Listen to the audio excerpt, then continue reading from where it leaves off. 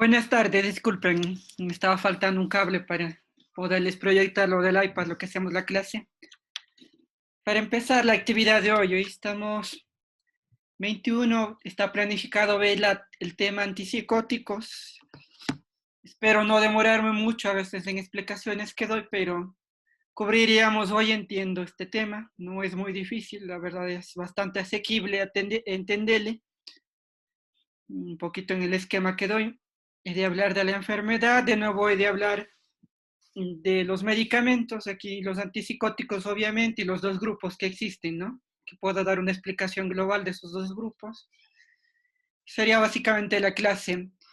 El día de hoy mismo, recuerden, después de esto tienen la actividad de autoevaluación del tema antipsicóticos. Son 5 preguntas que estas que hacemos en el Kahoot para que entren y realicen, ¿no? Como una especie de autoevaluación, como siempre les comento, de la clase. Lo importante es que participen obviamente en la clase y que luego ustedes mismos se valoren cuando han captado las ideas más interesantes e importantes del tema, ¿no? Eso, bienvenidos. Yo voy a proceder a hacer la clase como tal, tratar de avanzarlo de manera rápida y suficiente para al final también dejar el espacio de preguntas. Creo que nada más. Hasta aquí va la evaluación esta que estábamos practicando, ¿no? De antidepresivos, ansiolíticos que vimos hasta el día de ayer. Ya les subí también los esquemas que hago siempre al Classroom. Creo que de ansiolíticos ya les subí. Lo de hoy, una vez que acabe, también les subiré. Y hasta antipsicóticos va la evaluación. Entonces, si no hay otra novedad, quedaría el jueves mismo la evaluación. Me comunican cualquier cosa. Pueden dar mañana, pueden dar el viernes si gustan. La cuestión es que ya vemos hoy el tema y ya se puede volar, ¿ya? Si necesitan más tiempo, igual. Pero hasta el viernes no más. En teoría estaba planificado para el jueves. Cualquier cosa a través de la representante. Creo que nada más con esta introducción. De nuevo, bienvenidos. Espero que todos se encuentren relativamente bien en sus hogares, sin mayor novedad. Se entiende que estamos con dificultades con esta situación, ¿no? del aislamiento y estar en las casas, pero hay que ver también el otro lado, hay que tratar de continuar, ¿no es cierto? De alguna manera. Bueno, entonces, hago la clase. Les comparto la pantalla del iPad. Recuerden, cualquier novedad me comunican nomás. Un medio minutito, voy a desconectar estas nubes de sincronización de archivos para que luego no me interfiera. Que eso a veces suele interferir justamente con ustedes las clases a las 2. Creo que está todo quitado. Voy a quitar las notificaciones también. Ya. Entonces, les comparto pantalla. Quito también mi video. Les comparto pantalla y iniciamos la clase, ¿no? Como siempre se hace, con lo que es el iPad lo utilizo, ¿no? Para ir explicándome. Ayer no me comentaron, ¿cierto? Ya ni me acordé también de subir la clase. Si gustan, yo grabo todas las clases con ustedes. Si gustan que siga subiendo, ahí me comunican también nomás. La de ayer, la de hoy estaría pendiente, creo. Bueno. Entonces, vamos a ver el tema que justamente les comentaba. Antipsicóticos. Entonces, es para el tratamiento de psicosis. ¿Cuál es la psicosis por excelencia más conocida? La psicosis justamente en donde se investigan las terapias, los medicamentos, es la esquizofrenia. Entonces vamos a hablar un poco de la enfermedad y luego también iremos hablando de la terapia como tal. Así como hemos hecho estas 3 patologías mentales, la enfocamos siempre así, de la enfermedad y llegar a la terapia. Les coloco el título inicial. Esquizofrenia vamos a revisar como el ejemplo de una patología típica y característica que intercurre con psicosis, ¿no? La psicosis por excelencia.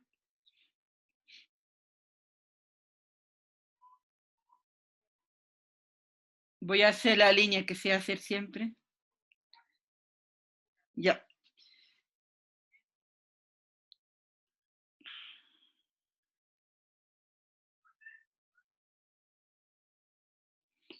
Más o menos. Entonces, hago la explicación, como les decía, de la enfermedad en la misma lógica, ¿no? Primero, ¿qué es? Luego un poco de fisiopatogenia, sintomatología, la parte de diagnóstico y llegar a la terapia, ¿no? Definición.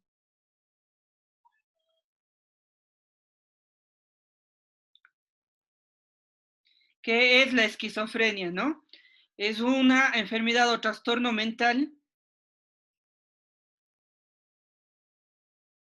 como todos estos que estamos aprendiendo y revisando en estas últimas clases, caracterizado por una alteración de la realidad.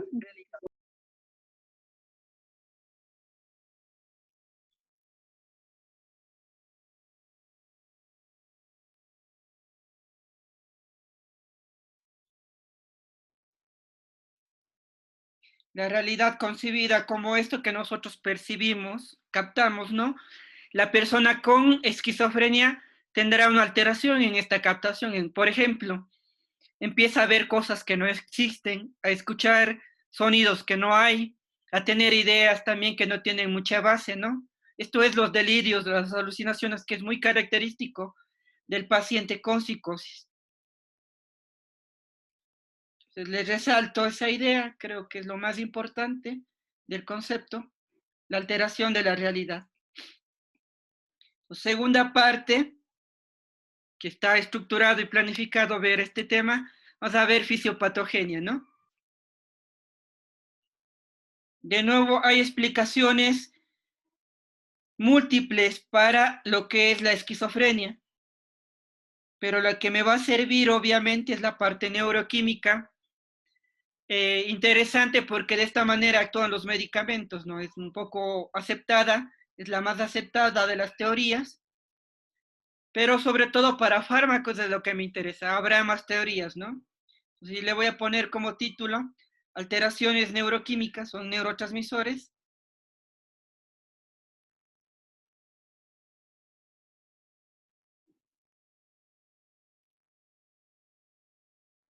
así como vimos en depresión era serotonina, en ansiedad era más importante, por ejemplo, el GABA, que era blanco de muchos medicamentos, o la misma serotonina. Aquí vamos a ver cuál es el interesante, que justamente es por donde va y actúan los medicamentos. Voy a expresarme que hay dos vías a tener aquí en cuenta, que es la vía mesolímbica y la vía mesocortical. Ya, vía mesolímbica es donde hay una alteración, y la vía mesocortical. Obvio, podría acompañarse de más cosas, pero estas dos tratan de explicar esencialmente la fisiopatogenia de lo que es la psicosis, la esquizofrenia. ¿Qué ocurre en la vía mesolímbica? Hay un exceso de actividad de la dopamina. ¿Qué haré para tratar la esquizofrenia? Deberé dar un antagonista. Esos son básicamente los antipsicóticos antagonistas de la dopamina. Me adelanto un poco. Este exceso de dopamina en la vía mesolímbica va a dar los síntomas positivos. ¿Qué es un síntoma positivo? Más que bueno, no le tomen en ese contexto, es algo nuevo que se agrega al paciente con psicosis. O sea, este algo nuevo básicamente es lo que está alucinando, delirando. Esto es el síntoma positivo. En cambio, en la vía mesocortical, esta es la complejidad de la esquizofrenia y de su terapia. Más bien hay una deficiencia de dopamina. Encontrar un fármaco que haga las dos cosas en distintos contextos es difícil, ¿no? Ese es el detalle de buscar medicamentos adecuados en psicosis. Pero este déficit de dopamina, secundariamente también hay un exceso de serotonina. Más bien por ahí le puedo atacar. Entonces, buscando medicamentos que bloqueen tanto dopamina en la vía mesolímbica como serotonina en la vía mesocortical, y cubro la mayoría de síntomas. ¿Qué síntomas, en cambio, dependen de la otra vía, de la vía mesocortical? Síntomas negativos, que es algo que va perdiendo la persona. Por ejemplo, no hay respuesta emotiva. Nada le alegra, nada le entristece a esta persona, ¿no? Hay anedonia, nada le produce placer tampoco a esta persona, ¿ya? A la que padece psicosis de esta esquizofrenia. Hay síntomas afectivos también. La persona, hay tendencia a ansiedad, a depresión también cuando tienen psicosis. Y también hay cognitivos. La capacidad de pensamiento, memoria, cálculo se va perdiendo con la patología. Entonces, adelanto también los grupos de antipsicóticos. Los tradicionales antipsicóticos trataban solo lo más llamativo, los síntomas positivos.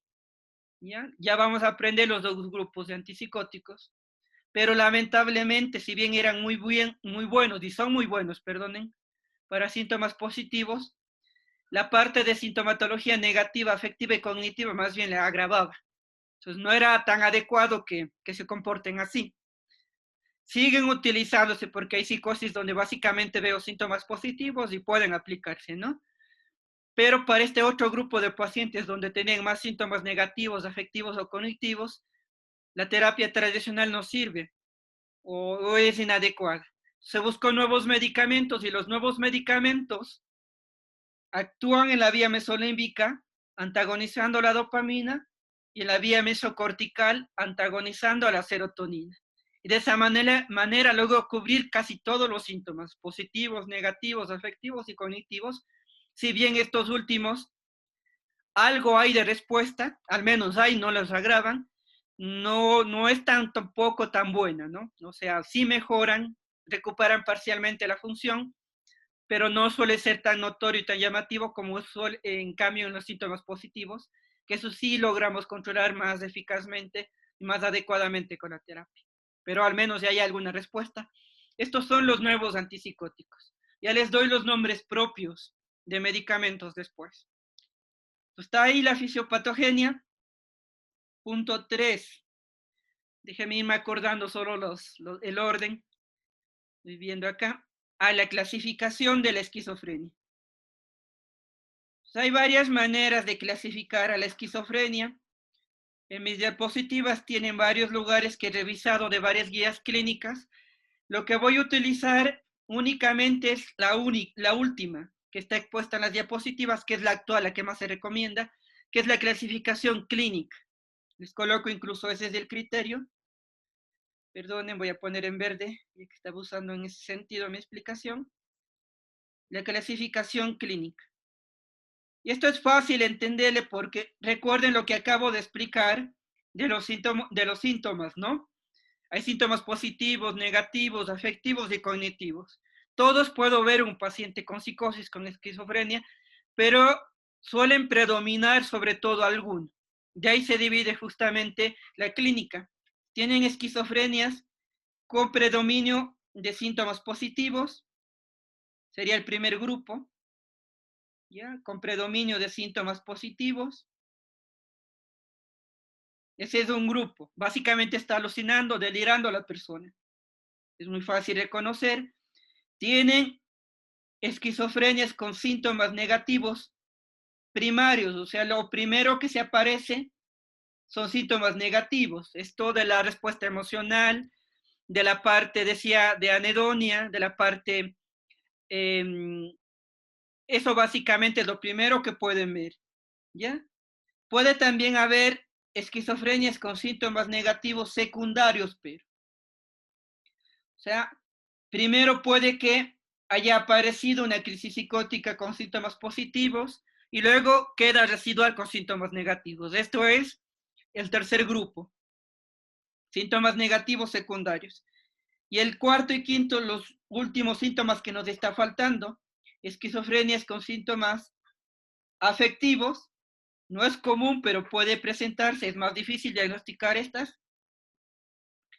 Y también tenemos con síntomas cognitivos. De nuevo, se ha alterado alguna función mental superior para presentarse esta esquizofrenia, ¿no? Como decía, el pensamiento, la memoria, el cálculo, por el que esté afectado. Entonces, de acuerdo a cómo se presente, catalogan al paciente con esquizofrenia y lo tratan. Para personas que tengan síntomas positivos, puedo dar cualquier grupo, tanto los medicamentos clásicos como los modernos.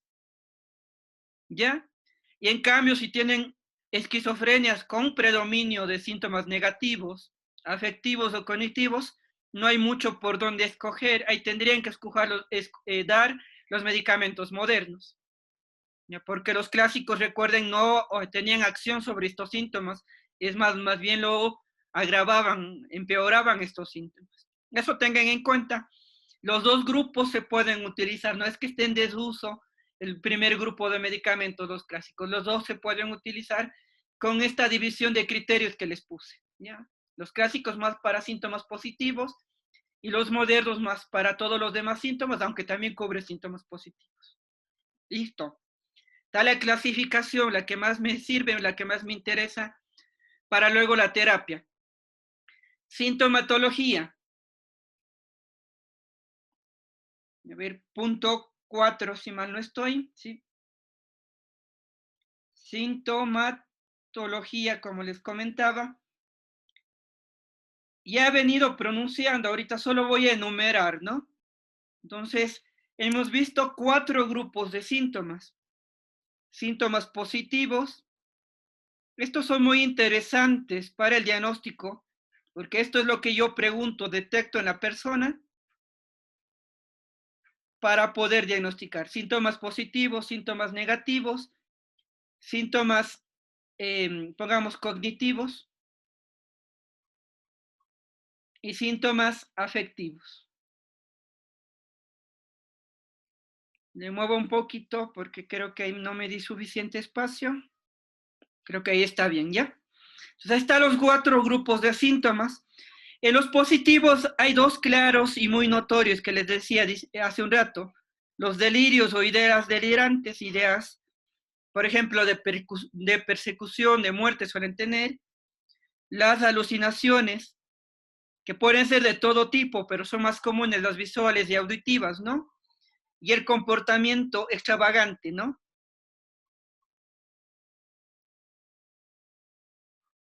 Estos son los positivos, extravagante.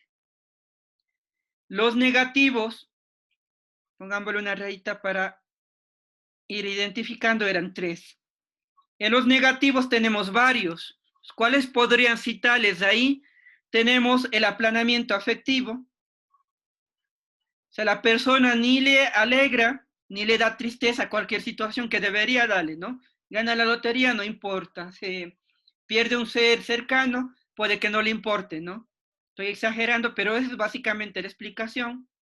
Planeamiento afectivo. Tenemos también otras, aquí por ejemplo la anedonia, la asociabilidad, la anedonia, que no le he usado mucho el término, es no sentir placer por lo que cotidianamente nos genera, ¿no? Tener lazos familiares, un lazo sentimental, el jugar alguna actividad deportiva nos genera placer y por eso lo hacemos, ¿no? Deja de sentir placer, igual parecido a lo que era en depresión, ¿no?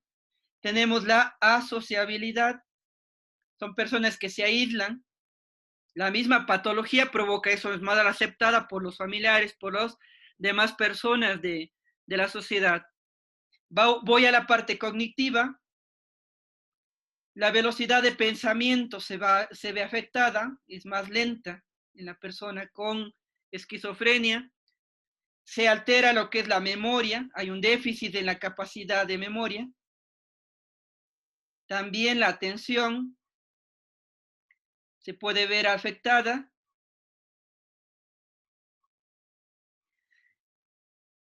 ya la capacidad de razonamiento, entre otros, ¿no? Esta es la parte cognitiva.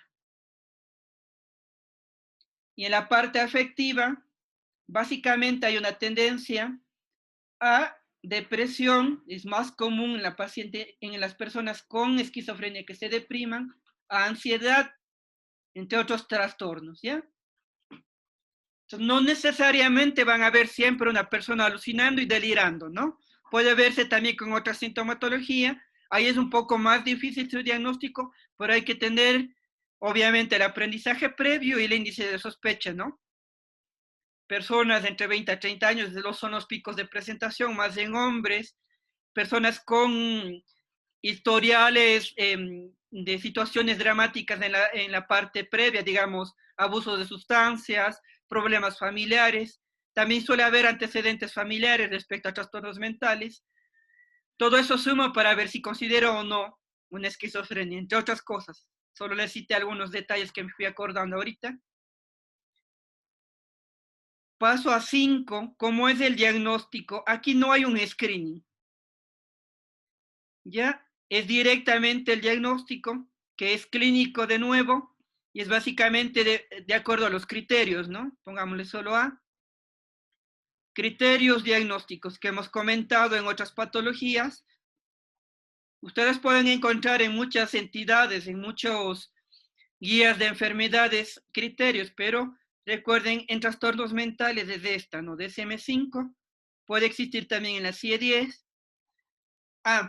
Obviamente hay muchas más psicosis. La terapia que hoy estamos conversando es aplicable para casi toda psicosis.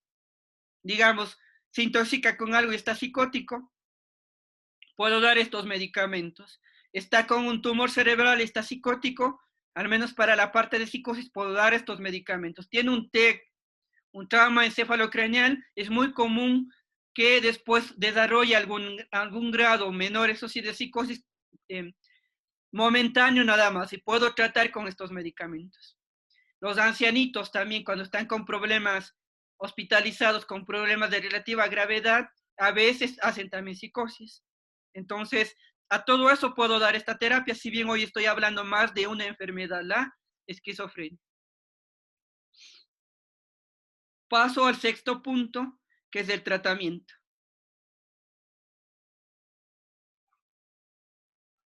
Más o menos estamos bien en los tiempos.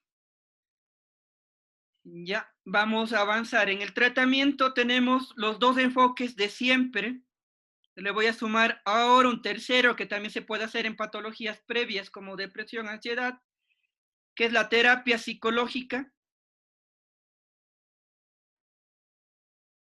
Aquí hay múltiple, no hay una única investigada, terapia cognitiva, obviamente, conductual, terapias familiares, terapias grupales se puede utilizar, depende ya del paciente, la característica propia, escogerá el especialista del área con esta persona. Tenemos los medicamentos,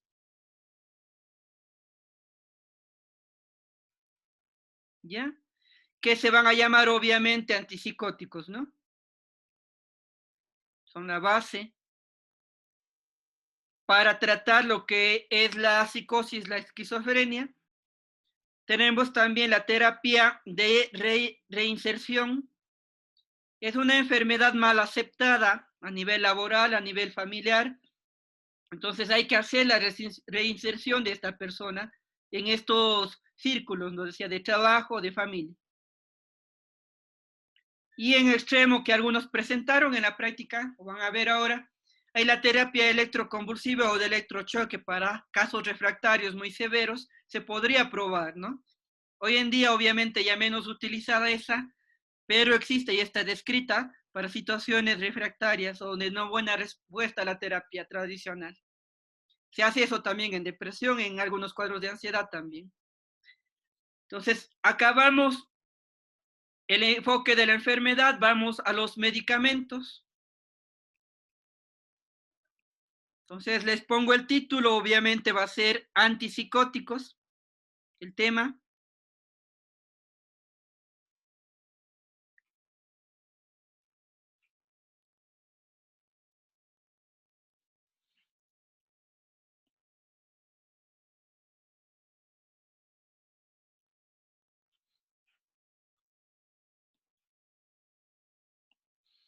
Entonces vamos a dar un concepto inicial, que son los antipsicóticos, que es fácil.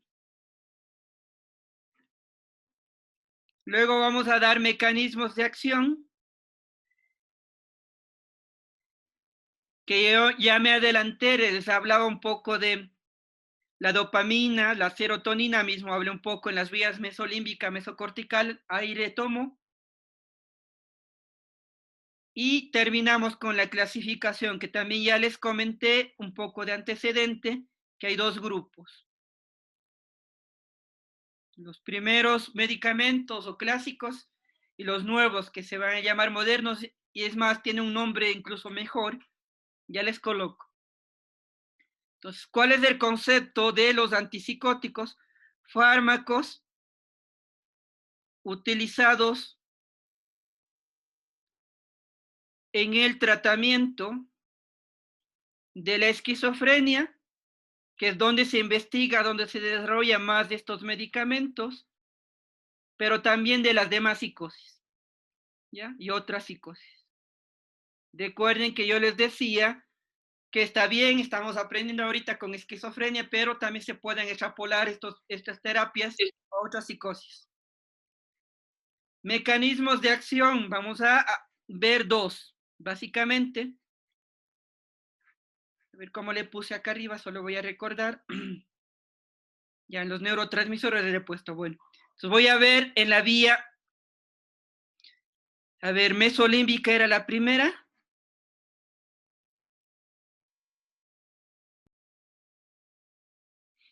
Y en la vía mesocortical. Que ya me adelantaba un poco también qué voy a hacer con las terapias, ¿no? Entonces, en la vía mesolímbica voy a dar un antagonista de la dopamina. La base, recuerden que yo expliqué previamente, es que ahí había un exceso de actividad dopaminérgica, generaba los síntomas positivos, entonces voy a dar un antagonista de ese receptor, el receptor D2. En cambio, en la vía mesocortical voy a dar un antagonista de la serotonina. Eso secundariamente provocará un aumento de la actividad de la dopamina, solo en esa vía, pero no en todo. ¿Ya? El bloqueo de qué receptor es el receptor 2A, 5-HT, es la sigla de serotonina, el receptor 2A de lo que es la serotonina. Si solo cubro el primer receptor, el D2, ¿tengo qué medicamento? Tengo los medicamentos que ya voy justo a poner la clasificación, los clásicos. Solo me sirven para síntomas positivos, agravan los negativos, afectivos y cognitivos. Y si hago las dos cosas a la vez, bloqueo D2 en vía mesolímbica y bloqueo en cambio del receptor 2A de serotonina en vía mesocortical, logro el otro grupo de medicamentos que se llaman atípicos o modernos, que hacen las dos cosas y cubren casi la totalidad de síntomas. Ya son mejores así en este contexto los atípicos, ¿ya? Pero les comentaba que no están en desuso los clásicos, especialmente si tienen psicosis con sobre todo síntomas positivos, no hay motivo por lo que no utilizar aún los clásicos. Ambos grupos se utilizan, ¿ya? Entonces, ahí está la explicación de los mecanismos de acción. Obviamente me reduce la sintomatología. Si está psicótico el paciente, obviamente se llama efecto antipsicótico, ¿no? Que ya voy a describir eso en los medicamentos. Clasificación. Tenemos, como ya me estaba expresando, dos grupos de antipsicóticos, ¿no? Tenemos, es de acuerdo al mecanismo de acción, esta clasificación. Tenemos los antipsicóticos, pongámosle si quieren, el criterio, pongámosle acá.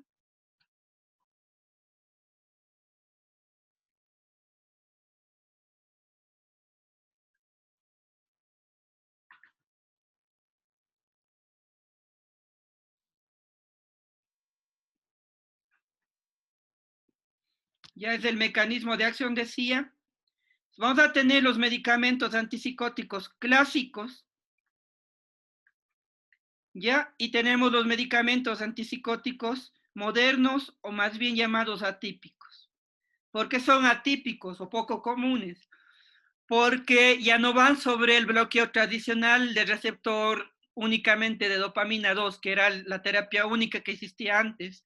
Ahora van también por serotonina y veo que tienen otras acciones de más síntomas, por eso se llaman atípicos. Entonces les pongo también qué hacen. es bloqueo de 2 los clásicos únicamente, y de los atípicos es bloqueo de 2 y también de la serotonina, el receptor 2A. Es lo que hace cada grupo. Nombres de fármacos. Entonces, tenemos, le voy a hacer un poquito más despacio aquí porque ya me faltó. Entonces, ¿qué tenemos arriba? Arriba tenemos la clorpromacina como el primer medicamento clásico. Hay bastantes. Siempre yo doy un poco los más importantes, los más comunes de nuestro medio. Haloperidol es el más interesante. Sea el médico que sea, en cualquier nivel de atención va a conocer a este haloperidol y lo va a utilizar alguna vez. Ya, entonces recuerden ese nombre. En los atípicos, ¿cuál fue el primer atípico? La clozapina. En efecto, es el antipsicótico por excelencia, pero tiene una RAMS. Luego vemos que hace que no se utilice tanto. Tenemos risperidona también. Tenemos, ¿cuál más? Quetiapina. Olanzapina. Aripiprazol. Perdón, ya escribí mal. Aripiprazoles. Primero este sin R y el otro con R. Aripiprazol, entre otros. Todos son muy interesantes. A nivel psiquiátrico son muy conocidos. Estos nombres de más incluso. ¿Cuáles resalto en cualquier nivel de atención que le van a conocer? A la risperidona. Ese es tal vez en nuestro momento el más interesante. Si se hacen psiquiatras, obviamente todos estos nombres y más, incluso algunos más, alguna vez lo utilizarán. Está la clasificación clásicos y lo que son los atípicos. Recuerden, los clásicos solo bloquean el receptor de 2, más para síntomas positivos. Coloquemos este detalle si quieren. Acá al final, síntomas positivos nada más. En cambio, los de abajo cubren síntomas positivos, aunque menos intenso, pero lo bueno de estos medicamentos es que cubre síntomas negativos, afectivos y cognitivos también. ¿Listo? Entonces, hecha la clasificación, vamos a una explicación pequeña del grupo de clásicos. Voy a hacer de manera global y termino con atípicos. Voy a extender la línea nada más. Y me voy a la parte de farmacología diferencial. Creo que es del punto 4.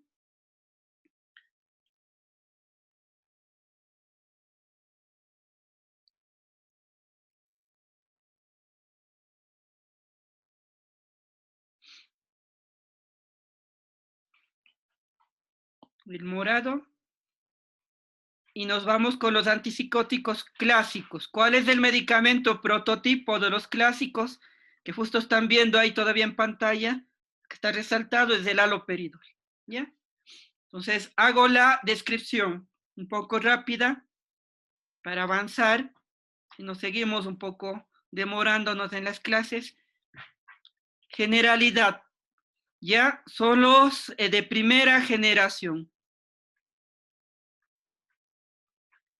Recuerden, sobre todo para síntomas positivos, ya voy a utilizarle, tiene algunas RAMs también a tener muy en cuenta, a diferencia de los también modernos, que ya les comento. Es más para síntomas positivos. Nombres de medicamentos, clorpromacina, es el primero, por eso les estoy dando, a nivel psiquiátrico, del CRA, por decirles un nombre, este hospital mental, es muy conocido, y el otro, el haloperidol también. Ya, este justamente les voy a resaltar para que recuerden. Hay bastantes más. Y hay subclasificaciones y todo. Ahora, esas subclasificaciones importan tanto, no creo. Porque ya en la práctica no es que interese demasiado las subclasificaciones, por eso les estoy dando. Paso a la parte de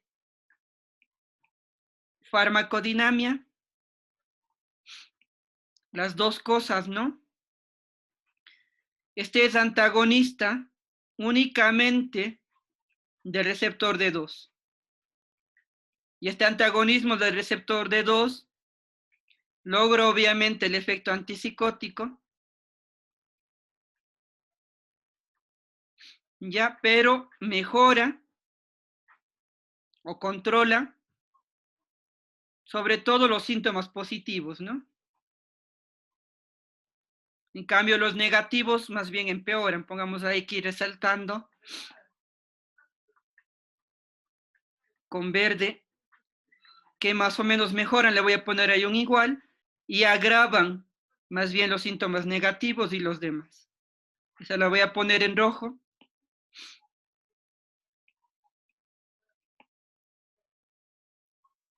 ¿Ya? Ese detalle. Pasamos a la parte de farmacocinética. Son liposolubles, tal cual hemos visto casi todos estos medicamentos que actúan en el sistema nervioso central. Se dan vía oral con buena absorción. Hay también la posibilidad, si es que es una crisis psicótica muy intensa, vía muscular. El haloperidol viene de esta vía, que es el que estamos viendo y más priorizando. Y también vía venosa lenta diluida. Lenta y diluida porque también tiene el riesgo de deprimir la respiración si es que doy muy rápido este medicamento. ¿Ya? Entonces ahí está, estoy hablando del haloperidol. Ese es el más interesante. Vimos absorción, vías.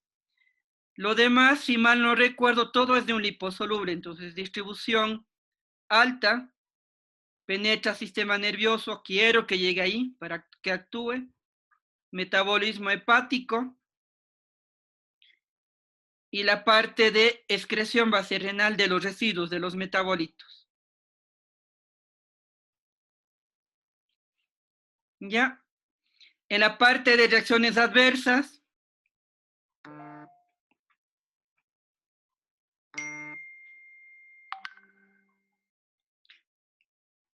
¿qué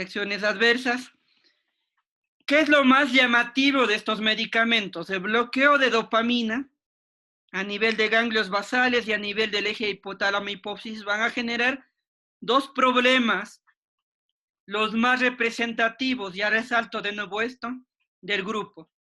¿Qué es lo que se quiere evitar? Los atípicos algo tienen, pero es bastante menos frecuente estos problemas. El bloqueo de la acción de dopamina a nivel de ganglios basales provoca síntomas extrapiramidales. Entonces, puede haber movimientos anómalos, alteraciones en el tono muscular, ¿ya? Entre otros, que hay varios descritos. No voy a adentrarme mucho en eso. Y la dopamina normalmente frena la producción de lo que es la prolactina. Como ahorita estoy dando un antagonista, esta es la reacción adversa, hiperprolactinemia. Son los más característicos, tal vez no los más frecuentes, pero son los que más se toman en cuenta de este grupo. Las reacciones adversas extrapiramidales y hormonales. ¿Qué más tiene como reacción adversa? Estos medicamentos son sedantes, va a dar somnolencia. Puede afectar la capacidad de atención también. ¿Qué más? Genera depresión respiratoria en vía venosa, les comenté, por eso hay que darle lento y diluido. No es tan problemático como otros fármacos, pero hay que tener este cuidado. A nivel de corazón, prolonga el intervalo QT, y esto altera la repolarización ventricular y puede dar una arritmia ventricular grave. Ese es el detalle de este término que les estoy comentando, de prolongar el intervalo QT. En personas con patología cardíaca de base, o que esté tomando fármacos que hagan lo mismo, debo tener cuidado, ¿ya? Y lo último, pongámosle como efectos metabólicos, es cotidiano con los antipsicóticos, aumento de peso y lo que es aumento de probabilidad de esta patología de la diabetes.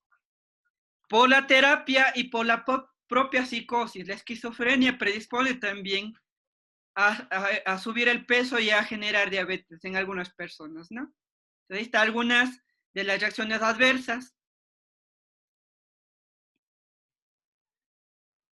Me doy espacio y continúo. Interacciones, ya, si yo doy, ya que son sedantes, ¿no? Son especialmente sedantes estos, con otros medicamentos que generen depresión del sistema nervioso central, se potencian. ¿Cuáles son otros depresores del sistema nervioso central? Anticonvulsivantes, anestésicos, ansiolíticos, hemos visto tantos. En antidepresivos, recuerden, algunos también eran bien sedantes, ¿ya? Potencia el efecto sedante, estoy diciendo, ¿no? Que puede ser bueno, porque si el paciente está alucinando, agresivo, y yo le cedo, le controla el paciente, pero puede ser también reacción adversa, depende del contexto. Y lo otro, a ver, esto de otros fármacos que prolonguen el intervalo QT, más bien le pongo nombres, ¿no? ¿Cuáles? Por ejemplo, quinolonas, que ahora está en boga, ¿no? Macrólidos, ¿recuerdan lo de la hidroxicloroquina? Pongamos cloroquina. Si yo mezclo estos fármacos, es mucho más probable que se prolongue más aún la parte del el intervalo QT y se presente la arritmia ventricular grave, que es previo a un paro cardíaco. O sea, es delicado este problema, intervalo QT, ¿ya? Genera una arritmia, les coloco con una arritmia ventricular. Y entonces eso hay que tener en cuidado. Hay un listado de más o menos 25 medicamentos que tienen este problema. Si les interesa pueden ir a consultar, ¿ya? Y hay que evitar su combinación justamente. Indicación para que vamos a utilizar obviamente para esquizofrenia. Y pongamos y otra psicosis.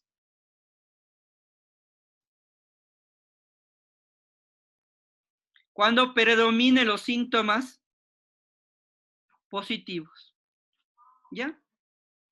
¿En qué otros contextos puedo utilizar? No estos fármacos, algunos análogos o derivados son antieméticos, ¿ya? No los más conocidos, pero se puede utilizar. Y esto también en el hipo refractario, cuando persiste y molesta, podría tratar con clorpromacina.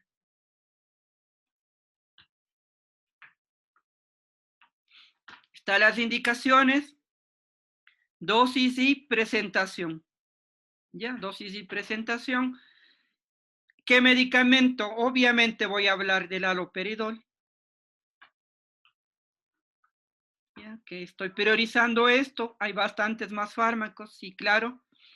Pero vamos a estar priorizando, decía, ese medicamento, el haloperidol. ¿Cómo viene? Les voy a dar 3 presentaciones, las más típicas. Comprimido de 5 y 10 miligramos. Del cuadro de medicamentos, si hay comprimidos de menos concentración, por la dosis que voy a dar a continuación, ¿ya? Gotero de 2 miligramos por ml y un inyectable. El gotero es muy conocido con los pacientes adultos mayores a nivel geriátrico. Y una solución inyectable en una crisis psicótica que esté muy intensa podría dar muscular o venoso, esta que les estoy dando, de 5 miligramos por ml. ¿Cuál es la dosis? Vamos a ponerle en un cuadro de psicosis leve a moderado. Una dosis y un cuadro de psicosis moderada a severa también otra dosis, porque varía. Entonces, en el cuadro psicótico leve, ¿cuál es la dosis? 0,5 hasta 2 miligramos vía oral cada 8 a 12 horas. ¿Ya? Sí puedo dar más seguido también, pero bueno, ahí está la dosis de la guía. ¿Ya? Muscular también puedo dar, que es 2 a 5 miligramos vía muscular Stat, ¿ya? Y luego perenne, este también es, y luego cada 4 a 6 horas. Y en la parte de psicosis grave, dosis más alta, 2 a 5 miligramos vía oral, cada 8 a 12 horas. Y si quiero dar parenteral sería venoso, es de 0,5, aquí hay un rango amplio, hasta 10 miligramos puedo dar, vía venosa lenta diluida STAT, ya, y luego, si es que es necesario repetir, puedo repetir a los 5 a 30 minutos. Ahí es una dosis alta, frecuente incluso, si tuviese que dar en una psicosis grave, ¿no? Creo que ahí se ve casi toda la pantalla, todo lo que describí. Doctor, disculpe, se colgó la pantalla. ¿Ahorita o desde qué rato? Desde que comenzó a hablar de las presentaciones del medicamento. Ya repito, justo iba a pausar porque no creo que avance a explicar el otro grupo. Me tomaré 10 minutos y ya me voy de la hora. Ya les comparto de nuevo.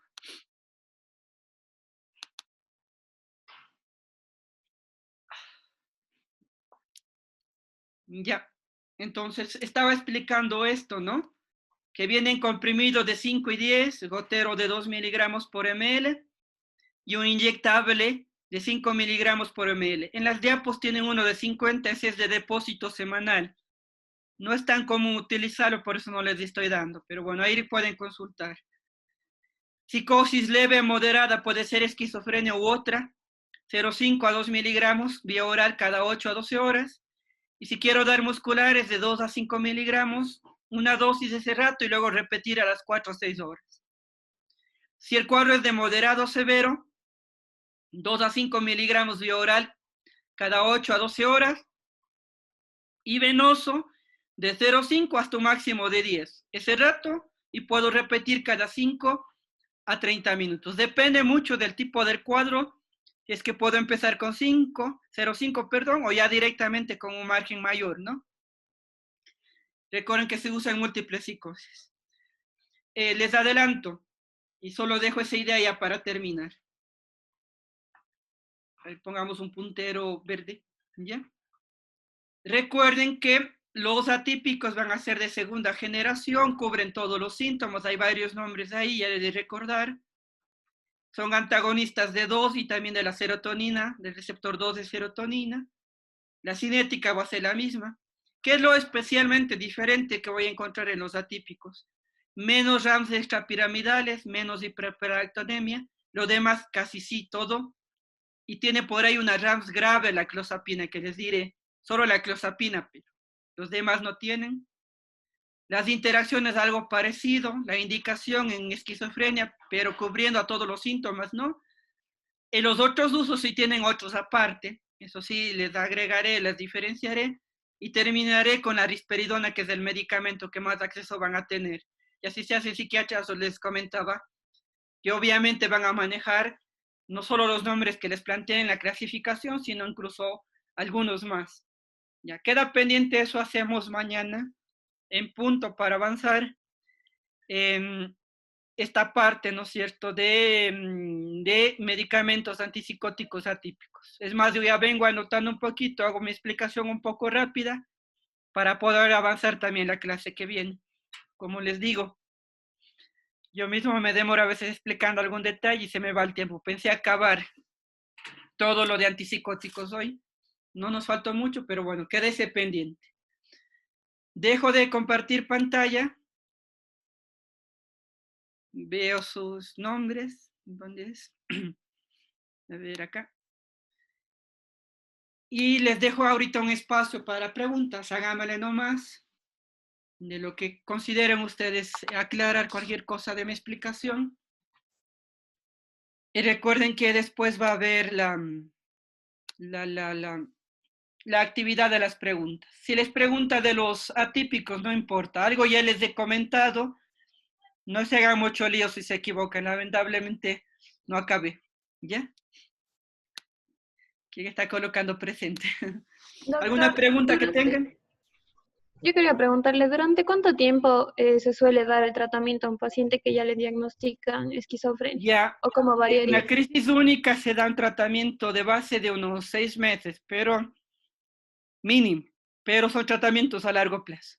O sea, va a quedar, no le puedo decir de por vida, pero suelen ser tratamientos durante años. La respuesta de la esquizofrenia a los antipsicóticos no es la mejor. Entonces hay que ir probando terapias, ir prolongando un poco el tratamiento. Ahora, si son psicosis agudas por otros cuadros, que yo también decía, se usan estos medicamentos, es lo que dure la evolución natural de esa enfermedad. ¿Ya? Ahí se da, puede ser pocos días, pocas horas, o puede ser un poquito más prolongado, ya depende de la patología de base. Ya, ¿Ya? doctor, muchas gracias. ¿Ya? ¿Alguna pregunta más? Ustedes no me preguntan. Está bien, terminemos. Responderán nomás a la autoevaluación, se ha de activar a las 3 más o menos.